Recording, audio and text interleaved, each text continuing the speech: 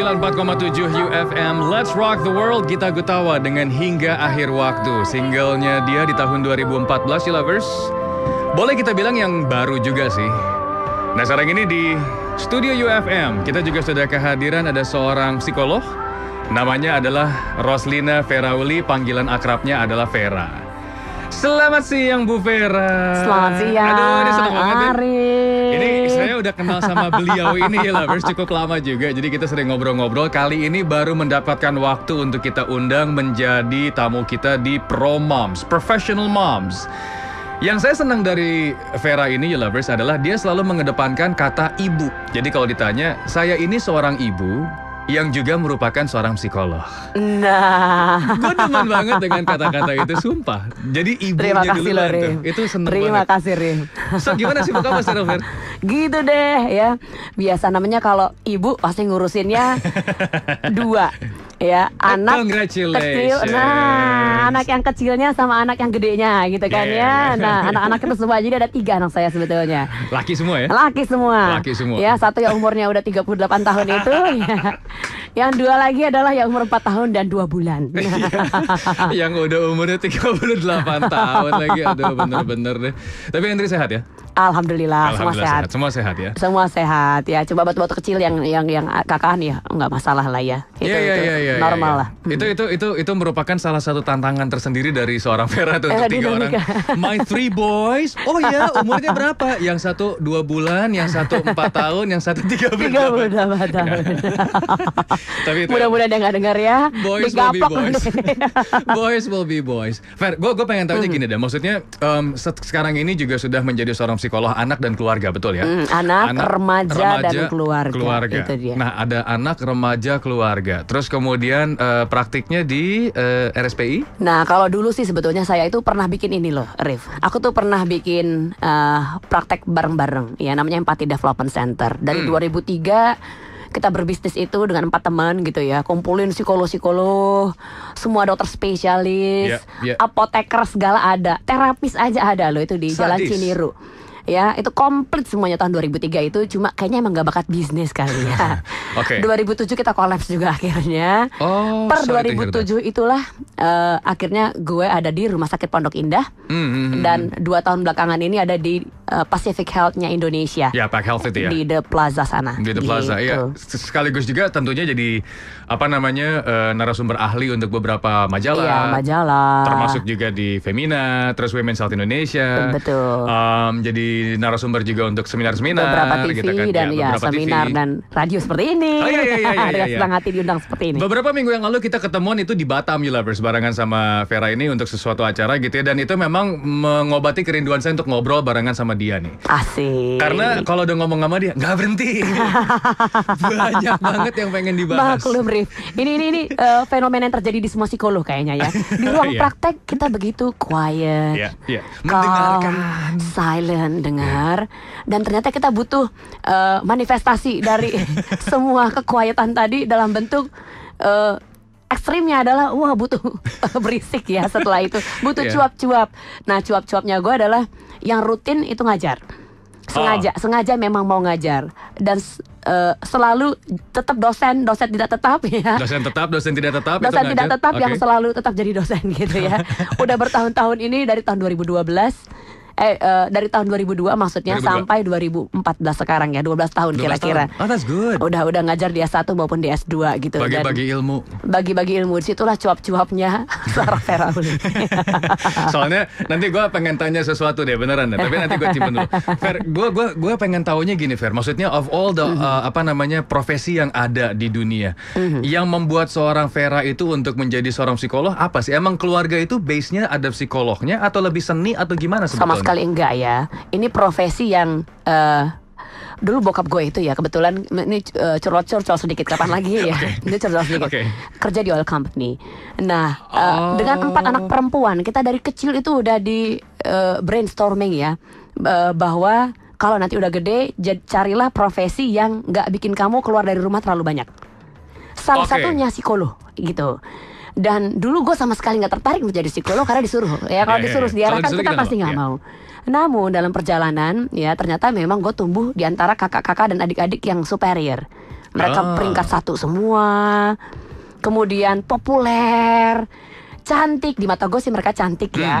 Dibandingkan gue yang kurus kering, rambutnya Krisya namanya keriting sembrono, saking kesembrononya gitu loh ya. Keriting Sembrono. Sembrono. Ya, oke, Sembrono. Pakai kawat gigi, minusnya udah sekian-sekian. Pokoknya Oke. Betty Lavia zaman dulu itu tuh bener kalau ada itu gue Iya. gitu. Nah, Oke. jadi gue tumbuh inferior di antara kakak-kakak, Yang di antara superior. kakak dan adik yang cantik-cantik ini gitu loh ya. Dan yang bisa dibawa orang tua untuk pamer ke teman-teman gitu. Ya, bukan gue yang pasti, gue tuh left behind biasanya. Sumpah lo masih gitu ya? Left behind. Jadi kalau ada tamu sampai masuk ke rumah, pasti datang ke rumah, gue pasti ngumpet di kamar. Jadi anak nomor 2 tuh anak yang hilang sebetulnya. Sampai oke. kemudian ya tadi saking mindernya, ya ada satu titik balik. Nanti pas di SMA, ketika gue akhirnya dites IQ-nya, ternyata IQ gue superior man gitu. Cakep. Ternyata gue cerdas, gue pikir gue blow on banget dari dulu. Ternyata gue punya gangguan aja ADHD kebetulan. Oh. Baru disadari ketika gue jadi psikolog. Nah setelah paham bahwa gue cerdas itulah tiba-tiba gue belajar.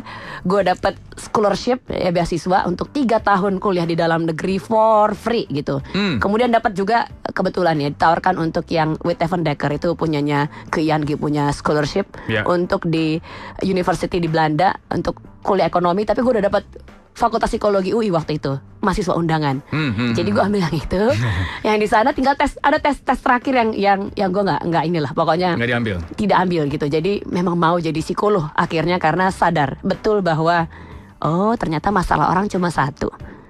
Yang pertama, bagaimana hubungan dia dengan ortunya semasa kecil, tentang penerimaan, penolakan, penghayatan seperti itu deh. Ya, satu lagi penghayatan lo tentang diri lo sendiri. Itu Dan rootnya gue gitu. pengen ngubah itu, bahwa gue nggak sendiri, orang-orang yang punya perasaan kayak gue tadi tuh nggak sendiri. Itu basicnya. Iya. Berat memang ceritanya ke situ. Nah, tapi maksud gue gini loh. Maksudnya kalau orang lo udah banyak sekali. Oke, kita bilangnya adalah quote unquote public figure, terus artis, ada beberapa orang yang mungkinnya ordinary people yang curhat sama lo. Banyak. Ya. Vera curhatnya sama siapa? Nah, tahu nggak? Ternyata anugerah banget jadi psikolog ya. Ini buat psikolog-psikolog lain, saya nggak tahu ya. Tapi anugerah jadi psikolog adalah kita punya peluang mengintip black boxnya setiap orang, masuk ke jendela terdalam, ngintip yang bagian-bagian dalam, dan justru yang menjadi psikolog bagi psikolog adalah klien-klien mereka sendiri. Oke, jadi ada pembelajaran dapat dari mereka. Oh. Jadi ketika si klien cerita, ya psikolog mendengarkan, kemudian kita berusaha tracking, kemudian ngambil poin-poin sehingga kita balikan ke klien mereka dapat insight dari sana.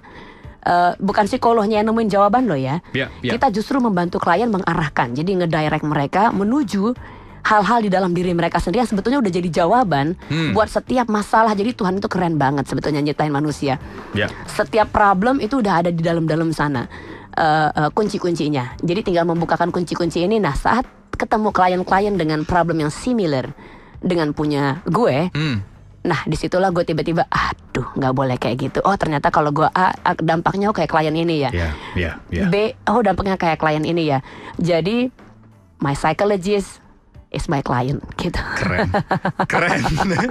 Gue yang tertarik ini Fer tadi pas lagi ngobrol-ngobrol gitu ya. You were orang yang diumpetin tanda petik gitu ya.